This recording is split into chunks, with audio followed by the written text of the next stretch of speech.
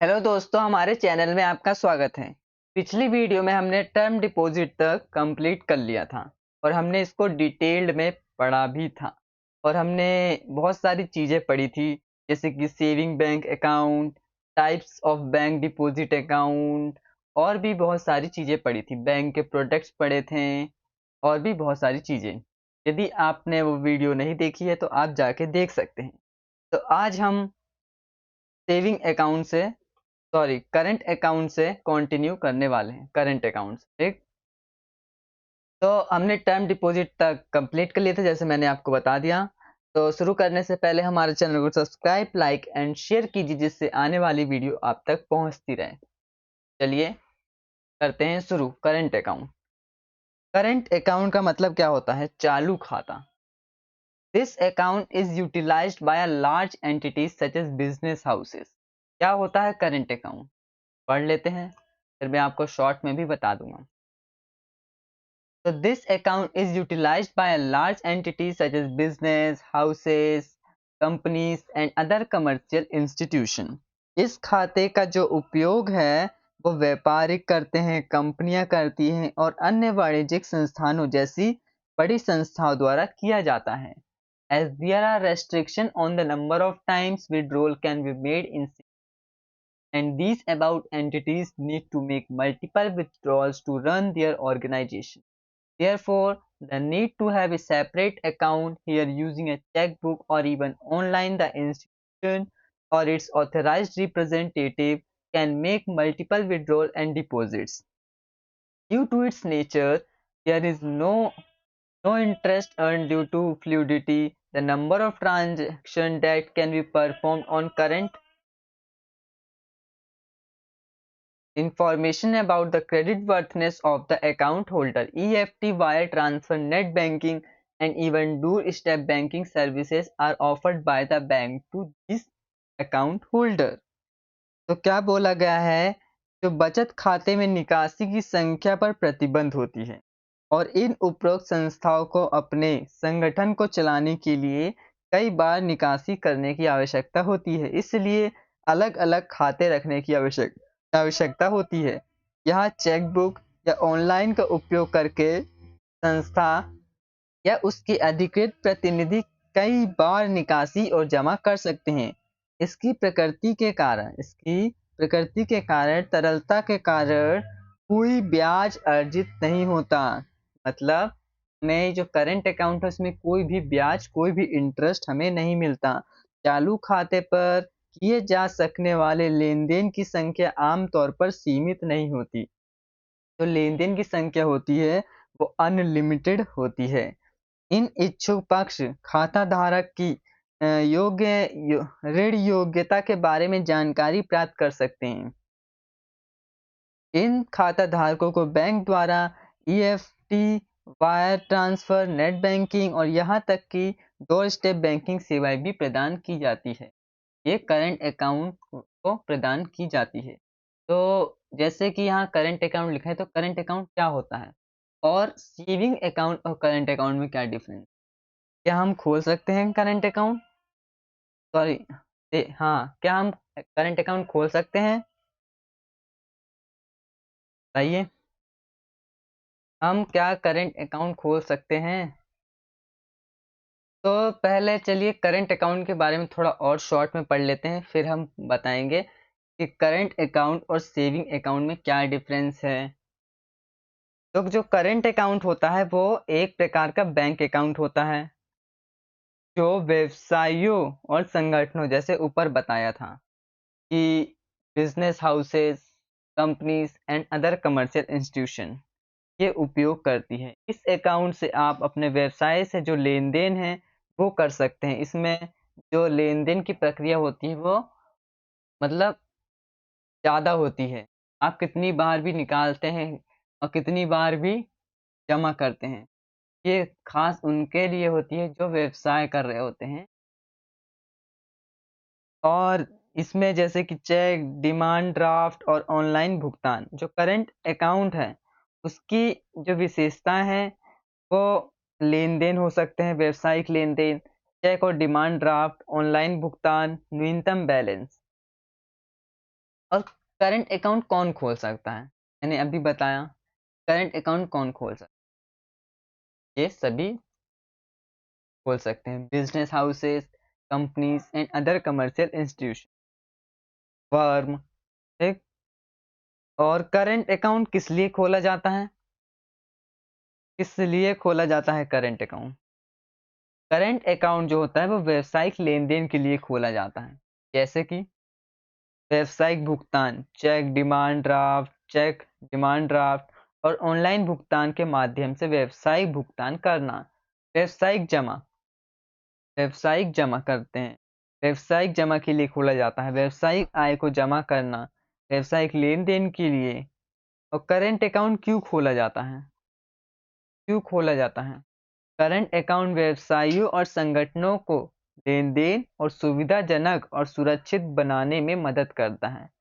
जैसे कि current account जो होता है वो व्यवसायिक लेन देन को सुविधाजनक बनाता है, करंट अकाउंट व्यवसायिक लेन देन को सुरक्षित बनाता है, करंट अकाउंट व्यवसायिक आय का प्रबंधन करने में मदद करता है। तो करंट अकाउंट और सेविंग अकाउंट में क्या डिफरेंस है? क्या उसमें से हम निकाल सकते हैं सेविंग अकाउंट में से? नहीं। हम जो करंट अकाउंट है इसीलिए ही होता है और उसमें ब्याज भी नहीं मिलता हमें करंट, लेकिन में जो सेविंग अकाउंट है उसमें इंटरेस्ट मिलता है। तो देख लेते हैं जो करंट अकाउंट और सेविंग अकाउंट में एक बार डिफरेंस देख लेते हैं। तो यहाँ तो नहीं लिखा लेकिन मैं तरह से बता कि जो करंट अकाउंट होता है वो व्यवसायिक लेन देन के लिए होता है। करंट अकाउंट व्यवसाय और संगठनों के लिए उपयुक्त होता है, लेकिन जो सेविंग अकाउंट होता है वो व्यक्तिगत उपयोग के लिए उपयुक्त होता है, जो बचत करने और व्यक्तिगत लेन देन के लिए उपयोग किया जाता है। इसमें न्यूनतम बैलेंस जो होता है वो रखना आवश्यक होता है। सेविंग अकाउंट में भी न्यूनतम बैलेंस रखना आवश्यक होता है, लेकिन यह करंट अकाउंट की तुलना में कम होता है। कितना कम होता है? जैसे कि करंट अकाउंट में न्यूनतम बैलेंस एग्जाम्पल ले रहे हैं और सभी बैंकों का अलग अलग होता है। तो करंट अकाउंट में न्यूनतम बैलेंस आमतौर पर 5,000 रुपये से 25,000 रुपये तक हो सकता है, लेकिन यह बैंक से बैंक पर निर्भर करता है। और जो सेविंग अकाउंट होता है उसमें न्यूनतम बैलेंस 1,000 से 5,000 रुपये तक हो सकता है, ये बैंक से बैंक निर्भर करता है। और इसमें जो करंट अकाउंट में ब्याज होता है वो नहीं दिया जाता, लेकिन जो सेविंग अकाउंट में होता है वो जमा राशि पर आधारित होता है, जमा राशि के अनुसार दिया जाता है। लेन देन की संख्या जो होती है वो अधिक होती है करंट अकाउंट में, लेकिन जो सेविंग अकाउंट है उसमें लेन देन की संख्या कम होती है। और जो करंट अकाउंट में चेकबुक और डिमांड ड्राफ्ट की सुविधा मिलती है, लेकिन सेविंग अकाउंट में चेकबुक और डिमांड ड्राफ्ट की सुविधा नहीं मिलती या यहाँ सीमित हो सकती, मिलती है लेकिन यहाँ सीमित हो सकती, लेकिन यहाँ पे डिमांड ड्राफ्ट सुविधा मिलती है। ये तो था करंट अकाउंट के बारे में। नेक्स्ट है हमारा recurring deposit. Recurring deposit, recurring deposit का मतलब होता है आवर्ती जमा। This type of account is most suitable for those who are desirous of earning a fair return on their deposit. The depositor hands over a pre-decided amount monthly for a specified time period. They will get a lump sum amount at the end of the specified period. Interest is calculated on the quarterly compound based. जो recurring deposit होता है वो उन लोगों के लिए सबसे उपयुक्त है जो अपनी जमा राशि पर उचित रिटर्न प्राप्त करना चाहते हैं, जो उचित इंटरेस्ट प्राप्त करना चाहते हैं, जो उचित पैसा मतलब ज़्यादा राशि प्राप्त करना चाहते हैं, एकदम ठीक ठाक। जमा करता एक निश्चित समय अवधि के लिए मासिक रूप जो जमा करता होता है वो एक निश्चित समय की अवधि के लिए मासिक रूप से एक पूर्व निर्धारित राशि सौंपता है। उन्हें निर्दिष्ट अवधि के अंत में एक मुश्त राशि मिलेगी। ब्याज की गणना तिमाही चक्रवृद्धि आधार पर की जाती है। तो मतलब क्या है?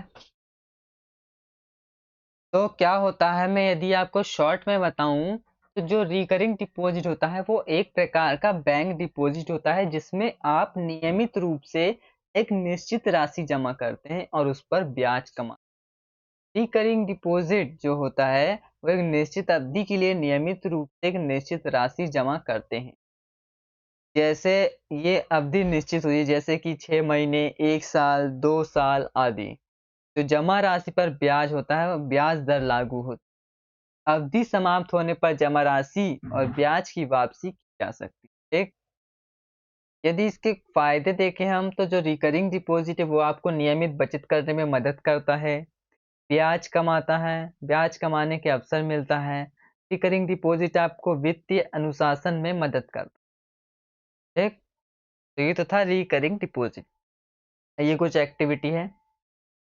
लिखा है visit a near by bank. अपने नियर बाय बैंक जाइए और branch of any bank and find out range of product and services offer. ठीक, तो उसके बारे में पता लगाएं। और आगे है क्वेश्चन है, तो आपको करना है। क्या बताइए कि एटीएम की फुल फॉर्म ये होता है एनी टाइम मनी, ट्रू या फॉल्स? ये आंसर कमेंट में दीजिए, ये आपको पता है। आगे डॉक्यूमेंटेशन। डॉक्यूमेंटेशन का मतलब क्या है? क्या है बता सकता है कोई? तो डॉक्यूमेंटेशन का मतलब होता है दस्तावेजीकरण। जब आप बैंक खुलाते हैं, बैंक ये कुछ भी आपको मतलब कराना होता है तो आपको डॉक्यूमेंट की जरूरत होती है। और वो क्या है डॉक्यूमेंट? जैसे कि पैन कार्ड, आधार कार्ड और बहुत सारी चीज़ें, फ़ोटो, आपका साइन और भी बहुत सारी चीज़ें जो माँगी जाती हैं। बैंक में भी माँगी जाती है, आपको पता होगा। आपके पैन कार्ड, आपके आधार कार्ड, है ना? तो ये सभी चीज़ें, ये सब हमारे डॉक्यूमेंटेशन होते हैं। तो इसको पढ़ लेते हैं। तो बताने वाली चीज़ है नहीं, पता ही है आपको डॉक्यूमेंटेशन क्या होता है। लेकिन हम पढ़ लेते हैं इसको फिर भी। Regard to make it easy for the bank and their customer specific documents are required, be it for opening an account, applying for loan or any other transaction with the bank for the first time. Hence, it is important that you familiarize yourself with these terms. Bank को क्या बोला है कि बैंकों और उनके ग्राहकों के लिए काम आसान बनाने के लिए विशिष्ट दस्तावेज की आवश्यकता होती है। चाहे वो खाता खोलने के लिए हो, ऋण के लिए आवेदन करने के लिए हो या पहली बार बैंक के साथ किसी अन्य लेन-देन के लिए हो। इसीलिए यह महत्वपूर्ण है कि आप इन शर्तों से परिचित हों। चाहे वो लोन अप्लाई करने हो तो आपको डॉक्यूमेंट की पड़ेगी, चाहे वो अकाउंट यदि आपको करना है तो आपको डॉक्यूमेंट की ज़रूरत पड़ेगी। यदि आप फर्स्ट टाइम बैंक ट्रांज़ैक्शन कर रहे हैं, आप ये देखते होंगे कि आप यदि आपके पास डिजिटल मतलब ऑनलाइन बैंकिंग है, आप देखते हैं कि उसमें भी आप क्या करते हैं, केवाईसी करते हैं और केवाईसी के लिए आपको डॉक्यूमेंट की ज़रूरत होती है। ठीक? Pan card. पैन कार्ड तो आप सबको पता ही हो। ये किसको नहीं पता होगा? पैन का फुल फॉर्म है परमानेंट अकाउंट नंबर, जो कि 10 डिजिट का अल्फा न्यूमेरिक नंबर होता है। Issued on laminated card by the income tax department to identify taxpayer in the country through these different transactions are tracked, was verified by the IT authority. PAN was introduced to facilitate linking of various document, taxes assessment, tax demand, tax areas, etc. relating to these has helped to curb tax evasion and to widen the number of people paying taxes. देखिए pan card क्या होता है? जो pan card होता है वो एक आवश्यक दस्तावेज होता है जो आयकर विभाग द्वारा जारी किया जाता है। यह एक व्यक्तिगत या संगठन की पहचान के लिए उपयोग किया जाता है। जो पैन कार्ड है वो पैन कार्ड आयकर विभाग द्वारा जारी किया जाता है। पैन कार्ड जो होता है वो आयकर रिटर्न भरने के लिए आवश्यक होता है। और जो पैन कार्ड होता है वो वित्तीय लेन-देन जैसे कि बैंक अकाउंट खोलने, शेयर खरीदने आदि के लिए भी आवश्यक होता है। पैन कार्ड आप देख सकते हैं डॉक्यूमेंट तौर पर यूज होता है। आगे नेक्स्ट हमारा एड्रेस प्रूफ। एड्रेस, ये सब तो आपको पता ही होना चाहिए, पता होगा, इसमें कोई कह नहीं सकते कि आपको नहीं, है ना। एड्रेस प्रूफ का मतलब क्या है कि prior to opening an account, जब आप अकाउंट खोलते हैं सबसे पहले अपना एड्रेस प्रूफ ही देंगे, तब जब तो आपका पता चलेगा कि आप सही यहाँ के नागरिक हैं और यहाँ रह रहे हैं। वो कहाँ से पता चलेगा? आपके आधार कार्ड से पता चल सकता है। तो prior to opening an account, the bank asks for address proof as one of the condition to verify the identity of the customer wishing to deal with the bank and avail of its service. Any of the document mentioned can be furnished valid address proof, जैसे कि passport, driving licence, ID card, job card issued daily by officer of the state government, Aadhaar card issued by the utility bill less than 2 month old, bank account or post office saving account statement for 3 calendar month prior to 4 month, along with account opening check, property tax bill or municipal tax receipt not more than 1 year old others। क्या बोला गया है कि खाता खोलने से पहले bank जो होता है वो बैंक के साथ लेन देन करने तथा उनकी सेवाएं प्राप्त करने के जो ग्राहक होते हैं, जो आप हैं, उनकी पहचान सत्यापित मतलब ट्रस्ट बना रहे कि आप सही हैं, इसे करने के लिए शर्त के रूप में पते का प्रमाण मांगता है कि आप एकदम ट्रुथ पर्सन हैं। और लिखा है इसमें कि एनी ऑफ द डॉक्यूमेंट, बोला है कि जो दस्तावेज में कोई भी वैध पते के प्रमाण के रूप में प्रस्तुत किया जा सकता है। पासपोर्ट, ड्राइविंग लाइसेंस, मतदाता, मैंने आपको बताया जैसे आधार कार्ड इसमें लिखा है ना, जैसे आया आधार कार्ड, आप ये सब का यूज करके एक पते के रूप में दे सकते हैं। और municipal tax receive not more than 1 year, जो होता है नगर पालिका का जो रसीद जो है वो 1 वर्ष से अधिक पुरानी ना हो। आप बिल दे सकते हैं, संपत्ति का बिल, जो घर का बिल आता है उसको दे सकते हैं, प्रॉपर्टी टैक्स बिल, ये सब दे सकते हैं अपने एड्रेस प्रूफ के लिए। केवाईसी नॉर्म, केवाईसी किसी को फुल फॉर्म पता है? क्या आप जानते हैं केवाईसी फुल फॉर्म क्या होता है? कोई बता सकता है? यदि नहीं बता सकता तो मैं बताता हूँ। देखिए, केवाईसी की फुल फॉर्म होता है know your customer. Know your customer, KYC norms, मानदंड, नॉर्म्स मतलब होता है मानदंड, short for know your customer. देखो यहाँ आ भी गया, know your customer, short for know your customer. It is a mechanism to verify their customer's identity prior to opening an account. The genuineness of the customer can be identified through this. It also requires frequent updating, and the banking sector periodically periodically contacts the customer to get updates. अपने ग्राहक को जानने का संक्षिप्त रूप से यह खाता खोलने से पहले ग्राहक की पहचान सत्यापित करने का एक तंत्र है। इसके माध्यम से ग्राहक की वास्तविकता की पहचान की जा सकती है और इसके लिए लगातार अपडेट की भी आवश्यकता होती है और बैंकिंग क्षेत्र समय समय पर अपडेट प्राप्त करने के लिए ग्राहक से संपर्क करता है। केवाईसी करना जरूरी है। केवाईसी आप करवाते भी हैं, बैंक में जाके करवाते हैं, आपने देख, है ना। केवाईसी होता है। वेरियस टाइप्स ऑफ लोन, अलग अलग प्रकार के लोन, जो अलग अलग तरह के लोन होते हैं वो बहुत तरह के हो सकते हैं। जैसे कि एजुकेशन लोन, चलो पहले इसे पढ़ लेते हैं। After accepting deposit from there customer, the bank earn interest subsequently by offering them as loans. You need to get knowledge of some of the popular types. आपको यह जानकारी जानना आवश्यक होगा। अपने ग्राहकों से जमा राशि स्वीकार करने के बाद बैंक उन्हें ऋण के रूप में देकर ब्याज कमाते हैं।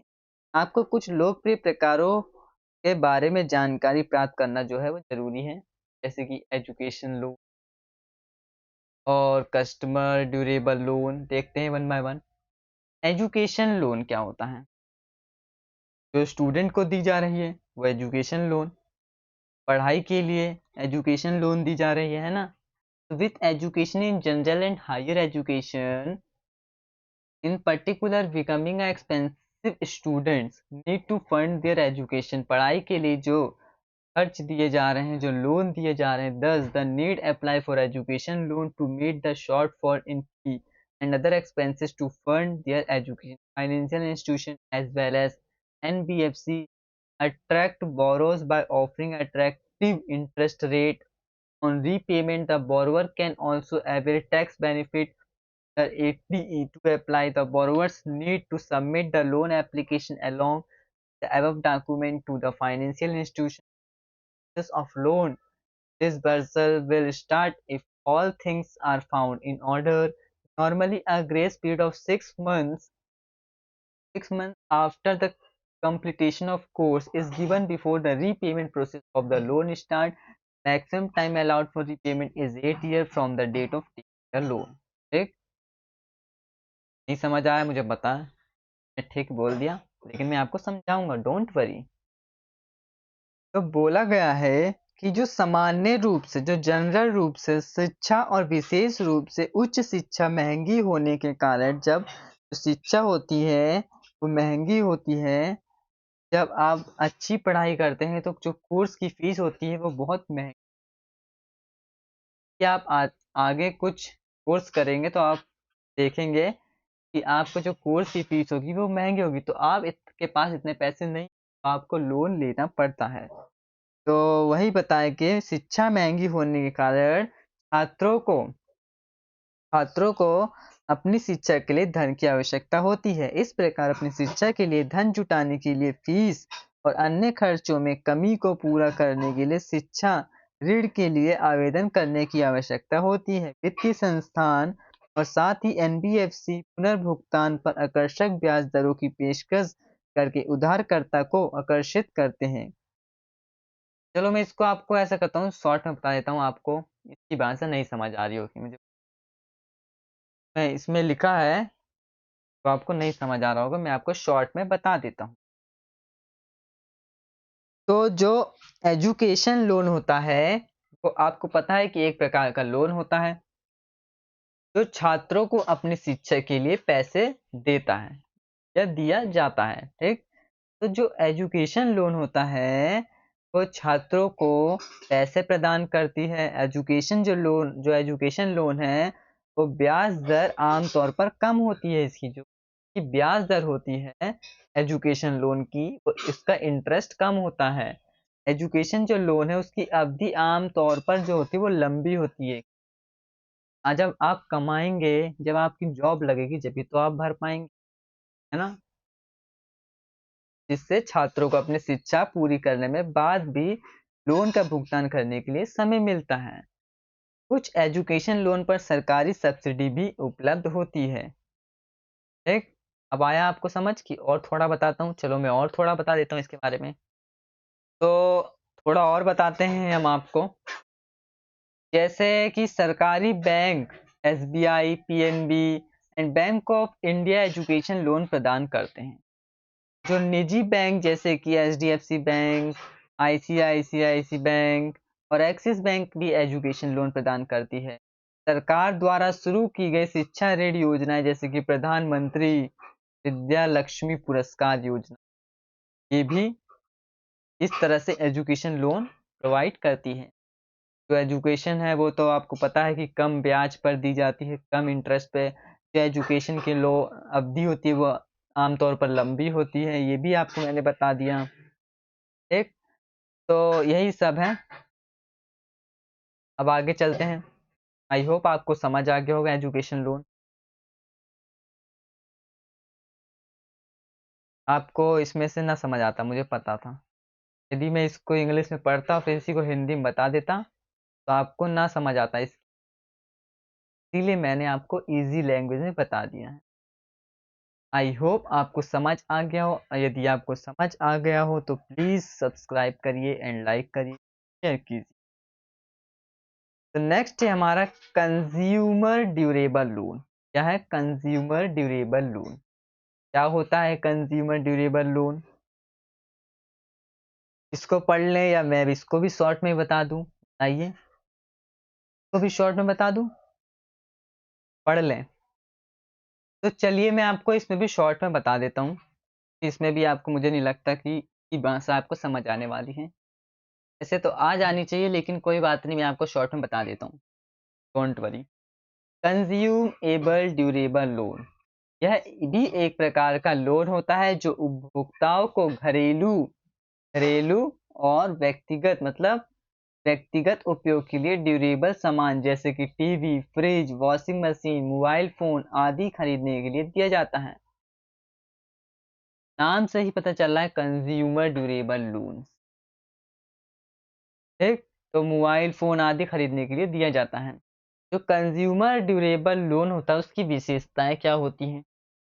मैं आपको इसमें विशेषताएं बता देता हूँ, लाभ भी बता देता हूँ। तो विशेषताएं क्या होती हैं? कंज्यूमर ड्यूरेबल लोन घरेलू और व्यक्तिगत उपयोग के लिए सामान खरीदने के लिए दिया जाता है, जैसे कि मैंने अभी बताया। एक बात बता दूं, जो मीनिंग होता है उसमें से ही हमारा विशेषताएं बन जाता है। तो उसमें से आप यदि पेपर में आ जाए तो आप बना सकते हैं उसी में से, यदि आपको डेफिनेशन याद है आप उसमें से बना सकते हैं।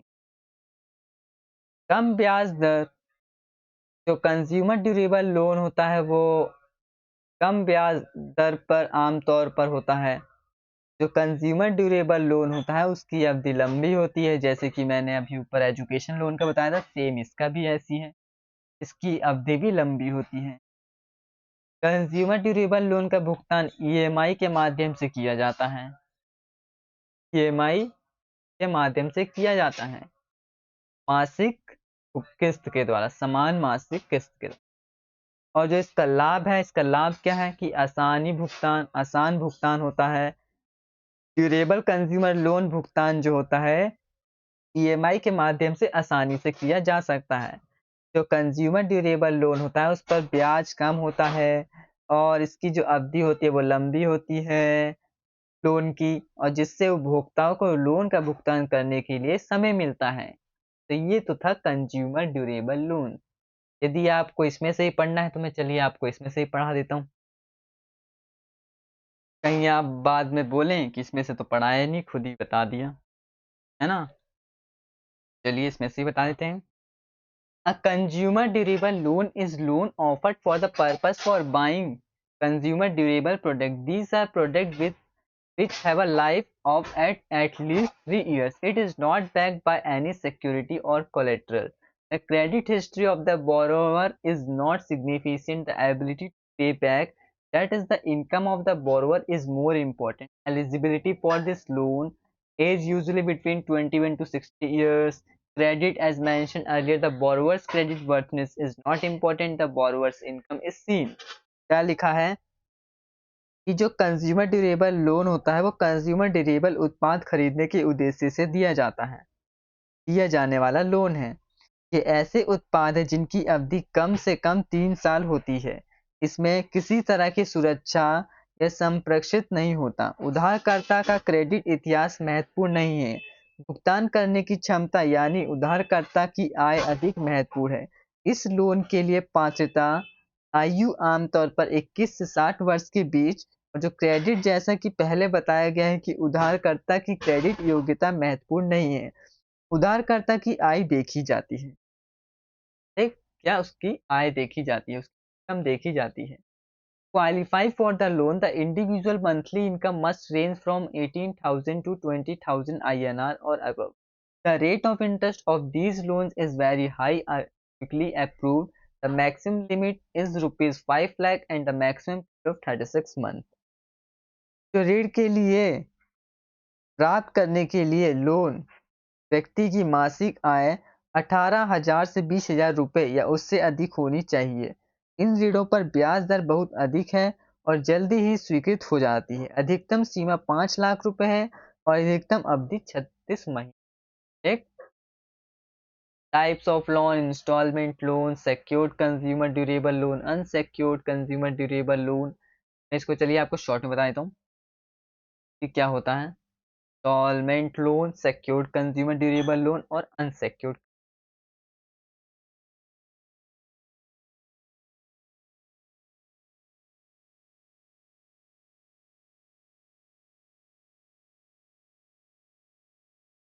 तो देखिए इंस्टॉलमेंट लोन क्या होता है। इंस्टॉलमेंट लोन को पहले पढ़ लेते हैं, फिर मैं बता देता हूँ। ठीक। तो instalment loan, these are very common and paid back in the periodic installment according to a present timetable. These can be further divided into fixed and variable rate consumer। किस्त ऋण, किस्त ऋण ये बहुत आम है और वर्तमान समय के अनुसार जो अवधि किस्तों में चुकाए जाते हैं, इसे अवधि में चुकाए जाते हैं, इन्हें आगे फिक्स्ड और variable rate consumer durable loan में विभाजित किया है। इन्हें आगे भी इंस्टॉलमेंट लोन को भी आगे भी दो भागों में बांटा गया, किसमें, fixed and variable rate consumer durable loan. जो fixed rate consumer durable loan होते हैं वो इस वो लोन में ब्याज की जो दर होती है वो निश्चित होती है, वो क्या होती है, फिक्स्ड होती है, और यह लोन की अवधि के दौरान नहीं बदलती। ठीक। और जो इसकी ईएमआई भी है वो निश्चित होती है, वो भी फिक्स्ड होती है, और यह लोन की अवधि के दौरान ये भी नहीं बदलती। और इसकी जो ड्यूरेबल लोन में स्थिरता होती है क्योंकि ब्याज दर और ईएमआई निश्चित होते हैं। ठीक। और जो वेरिएबल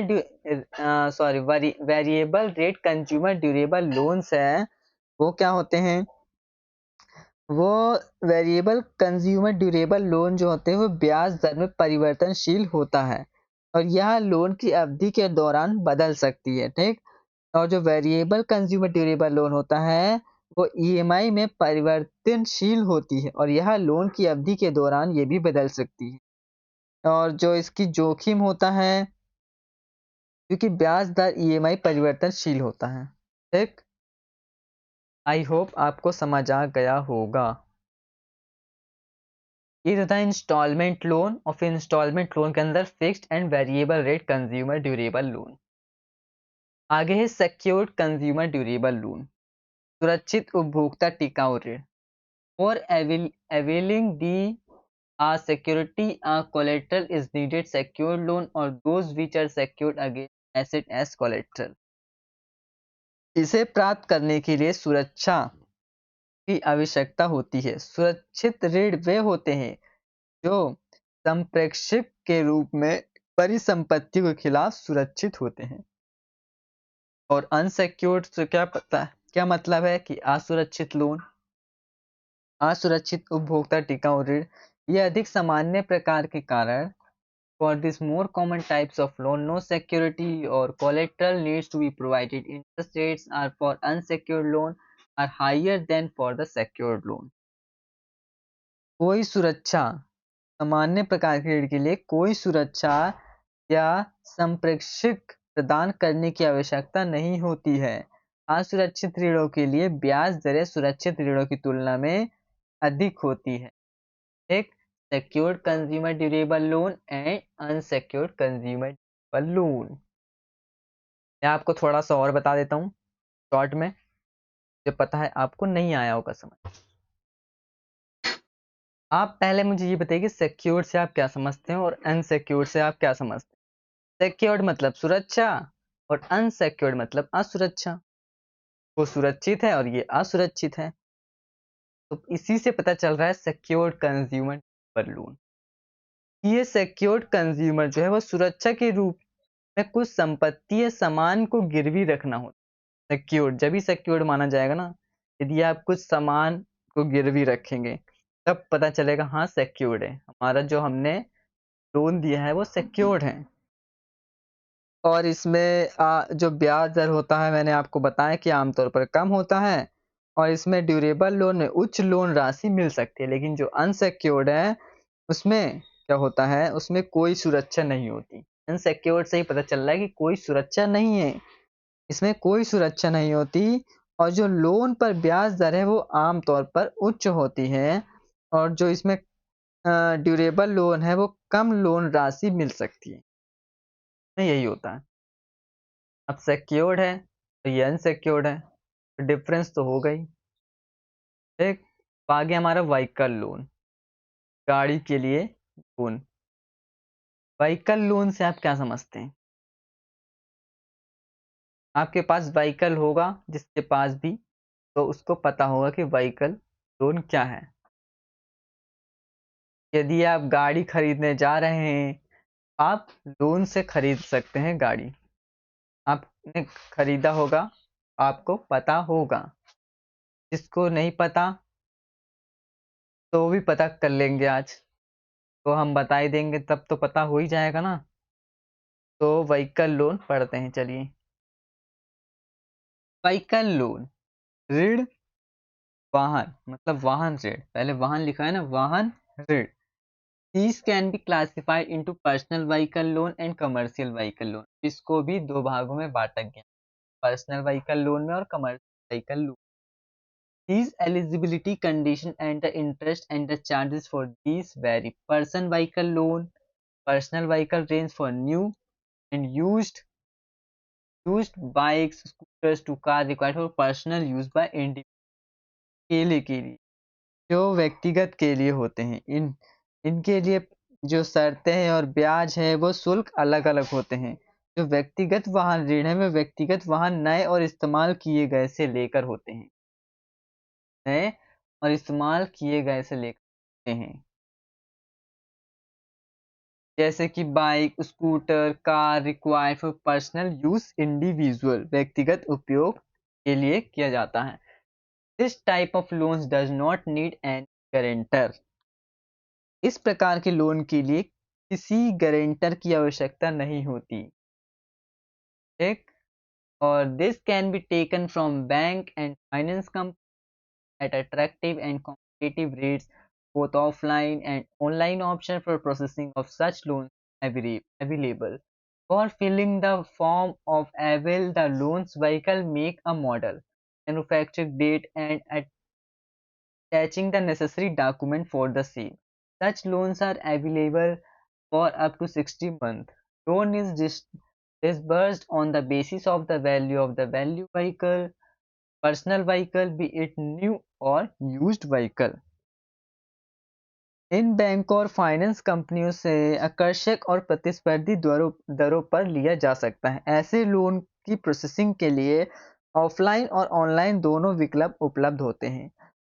लोन जो प्राप्त करने के लिए फॉर्म भरने के लिए वाहन और मेक और मॉडल, निर्माण तिथि और उसके लिए आवश्यक दस्तावेज संलग्न करने होंगे, मतलब फुलफिल करने होंगे। ऐसे लोन 60 महीने का मतलब क्या है कि 2 महीने तक के लिए उपलब्ध है।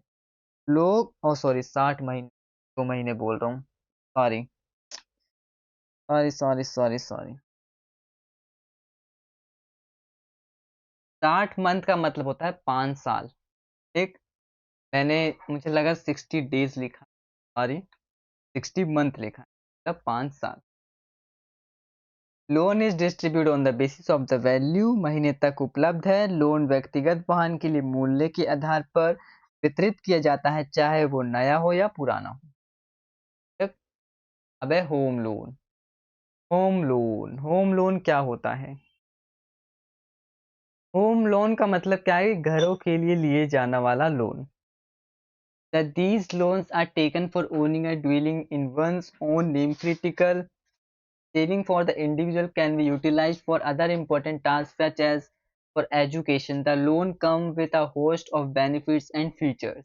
However, before applying for home loans, you should be aware of every aspect। So here you will find some aspects related to the housing loans so that you become aware।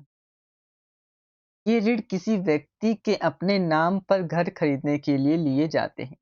व्यक्ति की महत्वपूर्ण बचत का उपयोग शिक्षा जैसे अन्य महत्वपूर्ण कार्यों के लिए किया जा सकता है। लोन के साथ कई तरह के लाभों और सुविधाएं मिलती हैं। हालांकि हम लोग के लिए आवेदन करने से पहले आपको हर पहलू के बारे में पता होना चाहिए। इसीलिए यहाँ आपको हाउसिंग लोन से जुड़े कुछ पहलू मिलेंगे, एक, ताकि आप जागरूक हो सकें। Features and benefits of home. Features और बेनिफिट क्या है होम लोन के? गृह ऋण की विशेषताएं और लाभ क्या है? इजी अवेलेबिलिटी, आसानी से उपलब्धता। All the financial institutions and NBFCs are offering attractive housing loan scheme. One can avail of the home loan after checking their eligibility to meet his or her requirements. It helps to create a win situation for both the lender and the borrower, and also benefit the economy as more cash reaches those who need it directly as well as indirectly. सभी वित्तीय संस्थान और NBFC आकर्षक आवास ऋण योजनाएं प्रदान करता है। कोई भी व्यक्ति अपनी आवश्यकताओं को पूरा करने के लिए अपनी पात्रता की जांच करने के बाद गृह ऋण का लाभ उठा सकता है, होम लोन का लाभ उठा सकता है। यहाँ ऋणदाता और उधारकर्ता दोनों के लिए एक जीत की स्थिति बनाने में मदद करता है। ठीक। और अर्थव्यवस्था को भी लाभ पहुंचाता है, क्योंकि अधिक नकदी उन लोगों तक पहुंचती है जिन्हें इसकी आवश्यकता होती है, प्रत्यक्ष और अप्रत्यक्ष रूप से। मल्टीपर्पज। मल्टीपर्पज का मतलब होता है बहुउद्देश्य। बहुउद्देश्य। Housing loans are multiple loans that are available for various purposes such as buying a new resident flat or building, constructing a new house or a plot, home renovation or extending your current house. आवास ऋण जो होता है वो बहुउद्देशीय ऋण है जो विभिन्न प्रयोजनों के लिए उपलब्ध, जैसे नया आवास, फ्लैट या भवन खरीदना, घर खरीदना, प्लॉट पर नया घर बनवाना, घर पर कुछ कंस्ट्रक्शन कराना या अपने वर्तमान घर का विस्तार करना। ठीक। अब है आगे लोअर इंटरेस्ट रेट, कम ब्याज दर। Being a secured loan, home loans are generally subject to lower rates of interest as compared to other financing options. In case of problems, there is the facility of top-up loan. Top up loans क्या बोला गया है कि जो सुरक्षित ऋण होने के कारण गृह ऋण जो होम लोन है वो आमतौर पर अन्य विशेष पोषण विकल्पों की तुलना में कम ब्याज दरों के अधीन होते हैं। समस्याओं के मामले में टॉपअप लोन की सुविधा भी उपलब्ध है। नेक्स्ट हमारा क्या है? Fast loan processing. Fast loan processing का क्या मतलब है? फास्ट लोन प्रोसेसिंग का मतलब है तेजी से लोन प्रोसेसिंग होना। Home loans involve tenant eligibility criteria and minimal document. कोई नहीं। These enables financial institution and NBFC to process the loan amount faster in the borrower. Home loan हम क्या पढ़ रहे हैं? तेज लोन प्रोसेसिंग वाला। होम लोन में आसान पात्रता जो होता है वो न्यूनतम दस्तावेज शामिल होता है। इससे वित्तीय संस्थानों और एनबीएफसी को लोन राशि को तेजी से प्रोसेस करने में मदद मिलती है। आगे है लॉन्ग टेन्योर, लंबे समय के लिए। लंबे समय लेना लोन, वही है लॉन्ग टेन्योर, लंबी अवधि में दिया गया। So since the loan amount involved in housing loan is high, the tenure to repay that loan can go up to as high as 30 years. This allows the borrower to choose an affordable EMI and ensure that his monthly budget are not under any kind of pressure. बोला गया है कि जो home loan है, आवास ऋण है, में ऋण राशि शामिल होती है। अगर लोन की किस्त अधिक है तो उस लोन को चुकाने की अवधि 30 साल तक हो सकती है। यदि लोन की अवधि क्या है, किस्त जो है अधिक है, तो जो लोन है उसे चुकाने की अवधि 30 साल तक हो सकती है। इससे उधारकर्ता को ईएमआई चुनने का मौका मिलता है और यह सुनिश्चित होता है कि उसके मासिक बजट पर किसी तरह का दबाव ना पड़े।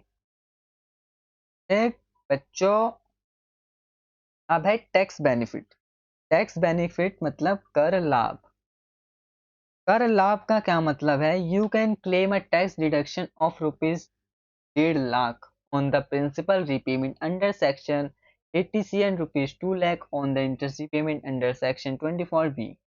You can also claim at a home loan tax deduction when you pay for the registration fees and a stamp duty charges under section 80C. जो आप 1.5 लाख रुपए की कर कटौती का दावा करते हैं ये कर सकते हैं, तो धारा 80C के तहत मूलधन की अदायगी और धारा 24B के तहत ब्याज की अदायगी पर 2 लाख रुपए की छूट, धारा 80C के तहत पंजीकरण शुल्क और स्टैम्प ड्यूटी शुल्क का भुगतान करते समय आप होम लोन का कटौती का दावा भी कर सकते हैं। नेक्स्ट है हमारा short term, medium term and long term loan. के बाद हमारा खत्म। ठीक बच्चों, तो बच्चों सुनिए, short term, medium term and long term क्या होता है? शॉर्ट टर्म मतलब शॉर्ट टर्म के लिए ना, शॉर्ट टर्म मतलब शॉर्ट टर्म के लिए loans up to a period of 1 year are termed as short term loan, जो 1 साल या 1 साल से कम हो, short term loans. Medium term loans and advance granted for a period of above 1 साल से ज़्यादा और 3 साल से कम, यही लिखा है। और जो लॉन्ग टर्म है वो तो लॉन्ग टर्म अबव 3 साल तक के लिए 3 साल से भी ज़्यादा से लॉन्ग टर्म कहेंगे। अब ये क्या लिखा है वे पढ़ लेते हैं, फिर चैप्टर ख़त्म करते हैं। ठीक है बच्चों, तो all loans need to be repaid with interest within the agreed upon period और as decided in the written agreement between the borrowing and lending entity. सभी ऋणों को सहमत अवधि के भीतर या उधार लेने और उधार देने वाली इकाई के बीच लिखित समझौते में तय किए गए ब्याज के साथ चुकाया जाना चाहिए। जो short term loan are needed to tide over a immediate need for funds or for meeting capital expenditure, the period of term is of year. It carries a lower interest rate as compared to other short-term. Long-term loans can last from just over a year, 25 years. Short-term loans don't specify a payment schedule or a specific due date. They simply allow the borrower to pay back the loan at their own pace. जो ऋणों की आवश्यकता धन की तत्काल आवश्यकताओं को पूरा करने या उसको पंजीकृत व्यय को पूरा करने के लिए होती है। अवधि की अवधि 1 वर्ष तक होती है। अन्य अवधि ऋणों की तुलना में कम ब्याज दर होता है। दीर्घकालिक ऋण 1 वर्ष से लेकर 25 वर्ष तक चल सकते हैं। कुछ अल्पकालिक ऋण भुगतान अनुसूची या विशिष्ट देय तिथि निर्दिष्ट नहीं करते, ये केवल उधारकर्ता को अपनी गति से ऋण वापस करने की अनुमति देते हैं। तो यहीं पे हमारा चैप्टर ख़त्म होता है। ठीक बच्चों, कई बार बोल दिया ठीक बच्चों। तो यदि आपको वीडियो अच्छी लगी हो तो सब्सक्राइब करिए, शेयर कीजिए ज़्यादा से ज़्यादा और बने रहिए हमारे चैनल में। मिलते हैं नेक्स्ट वीडियो में। और नेक्स्ट वीडियो हम पढ़ेंगे, क्या पढ़ेंगे? क्या लिखा है? Digitisation of financial transaction, Ponzi scheme and online fraud, सब पढ़ेंगे। क्या है पोंजी स्कीम, क्या है डाइजेस्टेशन, क्या क्या है फ्रॉड, तो आप सब जानते ही हैं।